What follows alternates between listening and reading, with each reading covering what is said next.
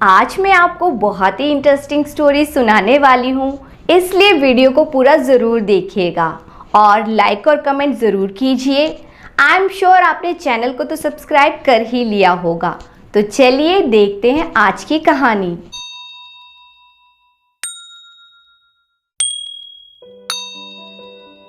प्राचीन समय में सूरजभान नाम का एक राजा था। उसकी एक पुत्री थी। राजा को अपनी इकलौती पुत्री के विवाह की बड़ी चिंता थी। उसने अपनी पुत्री के विवाह के लिए एक शर्त रखी। राजा ने अपने राज्य में ये मुनादी पिटवाई कि जो कोई आदमी ऐसी नाव बनाएगा जो जमीन पर भी चलेगी और पानी में भी, तो मैं उस आदमी से अपनी बेटी की शादी कर दूंगा। उस देश में एक आदमी रहता था जिसके 3 बेटे थे। उसके पास एक घोड़ा, एक गधा और एक सूअर का बच्चा भी था। जब उसके बड़े बेटे ने यह मुनादी सुनी तो उसने अपने पिता से कहा, पिताजी आप अपना घोड़ा बेच दीजिए और उससे जो पैसे मिलेंगे मैं उनसे नाव बनाने का सामान खरीदूंगा। फिर मैं उस सामान से एक ऐसी नाव बनाऊंगा जो जमीन और पानी दोनों पर चल सके। फिर मैं राजकुमारी से शादी कर लूंगा। पिता अपना घोड़ा नहीं बेचना चाहता था, पर अपने बेटे की जिद के आगे उसको झुकना पड़ा। घर में शांति बनाए रखने के लिए उसने अपने घोड़े को बेच दिया और उस पैसे से अपने बेटे के लिए नाव बनाने के लिए औजार खरीद लिए। अगले दिन वह लड़का सुबह सवेरे उठा और नाव बनाने के लिए लकड़ी काटने के लिए जंगल चल दिया। जब उसकी नाव आधी बन गई तो एक बूढ़ा वहां आया और उससे बोला, बेटा तुम ये क्या बना रहे हो? बस ऐसे ही जो मुझे अच्छा लग रहा है मैं वो बना रहा हूँ। और तुमको क्या अच्छा लग रहा है? बैरल की पट्टियाँ। तो कल तुमको बैरल की पट्टियाँ अपने आप कटी मिल जाएंगी। अभी तुम अपने घर जाओ, कहकर वह बूढ़ा वहाँ से चला गया। अगली सुबह जब वह लड़का वापस जंगल आया तो जहाँ उसने अपनी वे आधी बनी नाव और लकड़ी और औजार छोड़े थे, वहाँ बैरल की पट्टियों का ढेर लगा पड़ा था। उस ढेर को देखकर तो उस लड़के ने अपना सिर पीट लिया और रोता चिल्लाता घर वापस आ गया। घर आकर उसने अपने पिता को सब कुछ बताया तो पिता को भी बहुत बुरा लगा। उसने तो अपने बेटे की खुशी के लिए अपना प्रिय घोड़ा बेचा था, पर अब उसका मन अपने बेटे की गर्दन मरोड़ने को कर रहा था। 2-3 हफ्ते बाद उसके बीच वाले बेटे को अपनी किस्मत आजमाने का मन हुआ। वह भी नाव बनाना चाहता था। उसने अपने पिता से उसका गधा बेचने के लिए कहा ताकि वह उसको बेचने से आए पैसों से वैसी नाव बना सके। हालांकि वह आदमी अपना गधा बेचना नहीं चाहता था, पर अपने दूसरे बेटे की जिद के आगे उसको झुकना पड़ा और उसने उसके लिए अपना गधा बेच दिया। उस पैसे से उसने भी कुछ सामान खरीदा और वह भी नाव बनाने जंगल की तरफ चल दिया। वहां जाकर उसने भी लकड़ी काटी और उसकी नाव बनानी शुरू कर दी। जब उसकी नाव भी आधी बन गई तो एक बूढ़ा उसके पास आया और उससे बोला, बेटा तुम ये क्या बना रहे हो? बस ऐसे ही जो मुझे अच्छा लग रहा है मैं बना रहा हूँ। और क्या तुम बताओगे कि तुमको क्या अच्छा लग रहा है? मैं झाड़ू के हैंडल बना रहा हूँ, तो कल तुमको झाड़ू के हैंडल अपने आप बने मिल जाएंगे। अभी तुम अपने घर जाओ, कहकर वह बूढ़ा वहाँ से चला गया। शाम को वह लड़का भी अपनी नाव के लिए लकड़ी काटकर घर चला गया। घर जाकर उसने खाना खाया और सो गया। सुबह सवेरे उठकर जब वह जंगल गया तो उसने देखा कि उसकी काटी सारी लकड़ी के तो झाड़ू के हैंडल बन रखे हैं। यह देखकर उसने भी अपना सिर पीट लिया और रोता चिल्लाता घर वापस आ गया। घर आकर उसने अपने पिता को सब कुछ बताया तो पिता को भी बहुत बुरा लगा। पिता ने तो अपने बेटे की खुशी के लिए अपना गधा बेचा था, पर अब उसका मन उसकी गर्दन मरोड़ने को कर रहा था। वह चिल्लाकर बोला, तुम्हारे साथ जो कुछ हुआ ठीक ही हुआ, बल्कि तुम दोनों के साथ जो हुआ वह ठीक ही हुआ, क्योंकि तुम लोगों के विचार ही बेवकूफी के थे। और यह मेरे साथ भी ठीक हुआ, क्योंकि मैंने तुम बेवकूफों की बात सुनी। उसका सबसे छोटा बेटा भी यह सब सुन रहा था। वह बोला, अब जब हम यहाँ तक आ ही गए हैं पिताजी, तो हमको बाकी बचा रास्ता भी पार कर लेना चाहिए। पिताजी, मैं भी अपनी किस्मत आजमाना चाहता हूँ। हम ये सुअर का बच्चा बेच देते हैं, नए औजार खरीदते हैं और कौन जाने शायद मैं ही वैसी नाव बनाने में कामयाब हो जाऊं। यह सुनकर तो पिता के गुस्से का पारा आसमान पर चढ़ गया, पर काफी कहा सुनी के बाद उसने सुअर का बच्चा भी बेच दिया। नए औजार खरीदे गए और वह लड़का अगले दिन नाव बनाने के लिए लकड़ी काटने के लिए जंगल पहुंच गया। उसकी भी नाव जब आधी बन गई तो वही पहले वाला बूढ़ा फिर वहां आया और उससे पूछा, बेटा तुम क्या कर रहे हो? लड़के ने जवाब दिया, बाबा मैं एक ऐसी नाव बना रहा हूँ जो जमीन पर भी चल सके और पानी पर भी तैर सके। बूढ़ा बोला, तो तुमको ऐसी नाव जो जमीन पर भी चल सके और पानी पर भी तैर सके अपने आप बनी मिल जाएगी। अभी तुम अपने घर जाओ। और यह कहकर वह बूढ़ा वहां से चला गया। अपने दूसरे भाइयों की तरह वह छोटा भाई भी शाम होने पर घर वापस चला गया। जाकर उसने खाना खाया और सो गया। अगले दिन जब वह सुबह सवेरे जंगल पहुंचा तो उसको वैसी ही नाव तैयार खड़ी मिली। वह लड़का तो उस नाव को देखकर बहुत खुश हो गया। वह तुरंत ही उस नाव पर चढ़ गया और बोला, चल नाव चल, जमीन पर चल। और नाव जंगल में होकर इतनी आसानी से जाने लगी जैसे कि कोई नाव पानी पर तैरती हो। चलते चलते वे उसके घर आ गई। उसके पिता और भाई उस नाव को देखकर बड़े आश्चर्य में पड़ गए। लड़का फिर बोला, चल नाव चल, जमीन पर चल। अब वे नाव राजा के महल की तरफ चल दी, पहाड़ों पर चढ़ती हुई, मैदानों से गुजरती हुई और जब भी कोई नदी आती तो उसमें तैरती हुई। अब उसके पास नाव तो थी पर उसे चलाने के लिए कोई साथी नहीं था।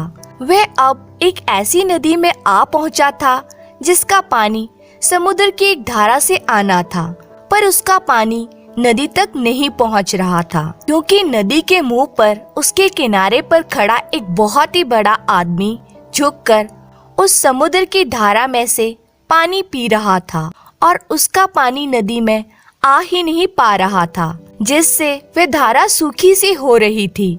लड़का बोला, हे भगवान, कितना सारा पानी पीने वाला आदमी है यह। कितना अच्छा हो अगर यह मेरे साथ राजा के महल तक चले। वह चिल्लाकर बोला, क्या तुम मेरे साथ राजा के महल तक चलना पसंद करोगे?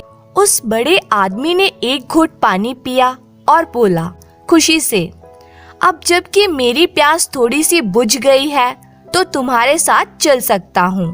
कहकर वह आदमी नाव पर चढ़ गया और वे नाव पानी पर तैरने लगी, क्योंकि समुद्र का पानी अब नदी में आने लगा था। नदी में तैरने के बाद अब वे नाव फिर से जमीन पर चलने लगी थी। चलते चलते वे दोनों एक ऐसी जगह आए जहाँ एक आदमी हिरन को लोहे की डंडी में लगाकर आग के ऊपर भून रहा था। उस आदमी को देखकर उस लड़के ने उस आदमी से पूछा, क्या तुम मेरे साथ राजा के महल तक चलना पसंद करोगे? वे बोला, हाँ हाँ क्यों नहीं, मुझे बस जरा सा समय दो ताकि मैं यह कौर खा लूं, फिर मैं तुम्हारे साथ चलता हूँ। इसके बाद उस आदमी ने उस हिरन को लोहे के डंडे में से निकाला और अपने मुंह में ऐसे रखा जैसे वह कोई चिड़िया हो, और उसे खाकर वह उस लड़के के साथ उसकी नाव पर सवार हो गया। सो अब तीनों राजा के महल चल दिए। नाव झीलें पार करती हुई और खेतों में से होती हुई चली जा रही थी कि उनको एक बड़ा सा आदमी मिल गया जो एक चट्टान के सहारे खड़ा था। उस आदमी को इस तरह खड़ा देखकर वह लड़का उससे बोला, क्या तुम मेरे साथ राजा के महल तक चलना पसंद करोगे? वह बोला, मैं तो यहाँ से हिल भी नहीं सकता। पर क्यों? क्योंकि अगर मैं यहाँ से हटा तो ये चट्टान गिर जाएगी। तो गिर जाने दो ना। वह आदमी उस चट्टान को एक हाथ से संभाले हुए उस लड़की की नाव में कूदकर बैठ गया। पर जैसे ही वह नाव वहाँ से चली, उस आदमी का हाथ उस चट्टान के नीचे से हट गया और वह चट्टान एक जोर की आवाज के साथ नीचे गिरकर चकनाचूर हो गई। वे नाव फिर से सड़क और पहाड़ों पर से होती हुई राजा के महल की तरफ चल दी और आखिर में राजा के महल के सामने आकर रुक गई। वहां आकर वे लड़का नाव में से उतरा और बोला, राजा साहब, यह लीजिए, यह नाव मैंने अपने हाथों से बनाई है। यह जमीन और पानी दोनों पर चल सकती है। अब आप अपने वादे के मुताबिक अपनी बेटी की शादी मुझसे कर दें। राजा उस लड़के को देखकर बहुत ही दुखी हो गया। वह तो ऐसे गरीब लड़के की आशा ही नहीं कर रहा था कि कोई ऐसा गरीब लड़का इतनी अच्छी नाव बनाकर लाएगा जो पानी और धरती दोनों पर चल सकेगी और उसको अपनी बेटी की शादी एक ऐसे आदमी से करनी पड़ जाएगी। वह यह सब देखकर अपनी मुनादी पर पछताने लगा कि मैंने ऐसी मुनादी पिटवाई ही क्यों। अब उसको अपनी बेटी किसी गरीब को देनी पड़ेगी। कुछ सोचकर राजा बोला, ठीक है, मैं अपनी बेटी की शादी तुमसे करूँगा, पर तुमको मेरी एक शर्त माननी पड़ेगी। मेरी दावत में मैं जो भी चीजें तुमको दूंगा, वे सारी चीजें तुमको और तुम्हारे साथियों को खत्म करनी पड़ेंगी। तुम उनमें से एक पंख या एक बादाम भी नहीं छोड़ोगे। ठीक है, यह बताइए कि यह दावत है कब? कल। और अगले दिन उसने ये सोचते हुए 1000 चीजों की दावत का इंतजाम किया कि ना तो उस लड़के ने इतनी सारी चीजें कभी देखी होंगी और ना ही वे अपने साथियों के साथ ये सब चीजें खा पाएगा। सो अगले दिन वो लड़का केवल एक आदमी को साथ लेकर उस दावत में आया।